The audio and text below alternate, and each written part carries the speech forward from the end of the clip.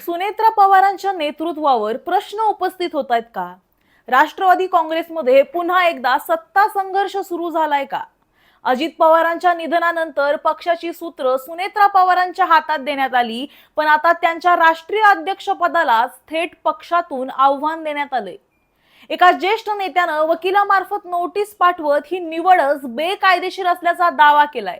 मग नेमकं हे प्रकरण काय आहे? हा केवळ एका नेत्याचा आक्षेप की पक्षातील मोठ्या अंतर्गत संघर्षाची ही नवी सुरुवात आहे? चला समजून घेऊया.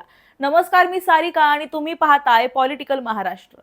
राष्ट्रवादी काँग्रेसच्या राष्ट्रीय अध्यक्षा सुनेत्रा पवार यांच्या अध्यक्षपदावर पक्षातीलच ज्येष्ठ नेते आणि माजी राष्ट्रीय सचिव सच्चिदानंद सिंह यांनी प्रश्नचिन्ह उपस्थित केले.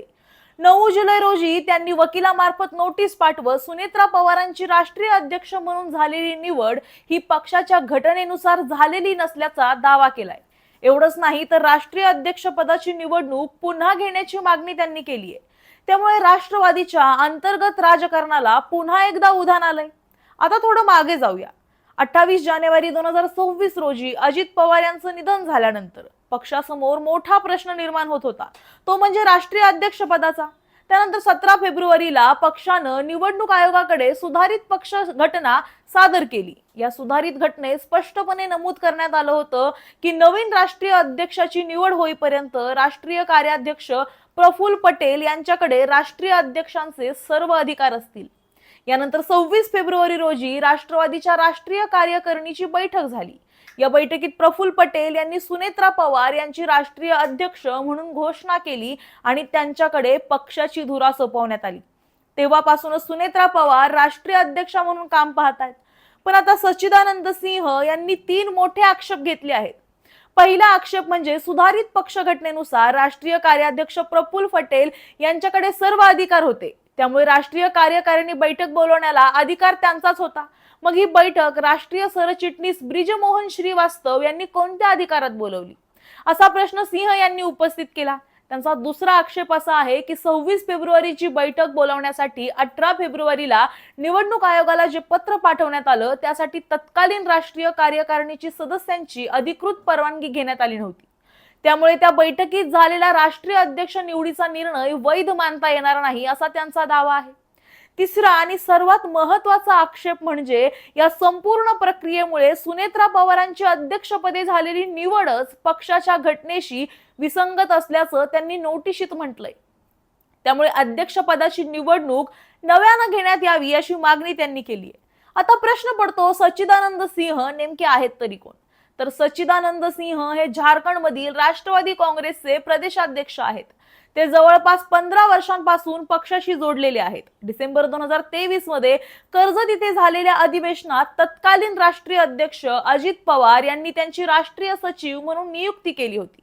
मात्र 26 फेब्रुवारी 2026 रोजी जाहीर झालेल्या नव्या राष्ट्रीय कार्यकारिणीत त्यांचा समावेश करण्यात आला नव्हता. मात्र या संपूर्ण प्रकरणामागे फक्त सच्चिदानंद सिंह आहेत का, की पडद्यामागे आणखीन कोणी मोठा नेता आहे? हा प्रश्न आता चर्चेत आलाय. कारण पक्षात याआधी सुद्धा प्रफुल्ल पटेल आणि सुनील तटकरे विरुद्ध सुनेत्रा पवार आणि पार्थ पवार असा अंतर्गत संघर्ष उघडपणे दिसला होता. यामागचं कारणही महत्त्वाचं आहे. फेब्रुवारी महिन्यात प्रफुल्ल पटेल यांनी निवडणूक आयोगाशी पत्रव्यवहार केला. मात्र मार्च मध्ये सुनेत्रा पवार यांनी तो पत्रव्यवहार रद्द करत नव्यानं पत्र पाठवलं. त्या पत्रात प्रफुल्ल पटेल यांचा उल्लेख फक्त राज्यसभेचे गटनेते तर सुनील तटकरे यांचा उल्लेख फक्त लोकसभेचे गटनेते असा करण्यात आला. म्हणजेच त्यांच्या संघटनात्मक पदांचा उल्लेख करण्यात आला नव्हता. विशेष म्हणजे या घटनेला 4 महिने उलटून प्रफुल्ल पटेल आणि सुनील तटकरे यांच्या पक्षातील अधिकृत पदांबाबतचा संभ्रम अजूनही दूर झालेला नाहीये. निवडणूक आयोगाला नव्यानं कोणताही पत्रव्यवहार करण्यात आला आहे का, याबाबत सुद्धा पक्षानं कोणतीही स्पष्ट भूमिका अद्याप तरी घेतली नाहीये. त्यामुळे आता सच्चिदानंद सिंह यांनी पाठवलेल्या नोटिशी मागे केवळ त्यांची वैयक्तिक भूमिका आहे की पक्षातील वरिष्ठ पातळीवरील एखाद्या गटाचा पाठिंबा आहे, याची चाचपणी पक्ष नेतृत्व करत असल्याची चर्चा आहे. आता सर्वांचंच लक्ष लागलं आहे ते राष्ट्रवादी काँग्रेसच्या उत्तराकडे.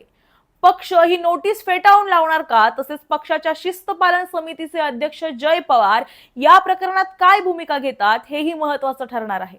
एकूणच काय, अजित पवार यांच्या निधनानंतर शांत झालेल्या राष्ट्रवादीतील अंतर्गत संघर्ष पुन्हा डोकं वर काढतोय का? आणि या नोटिशीमुळे पक्षात आणखी मोठी राजकीय घडामोड होणार का? याचं उत्तर येत्या काही दिवसात मिळणार आहे. पण तुम्हाला काय वाटतं?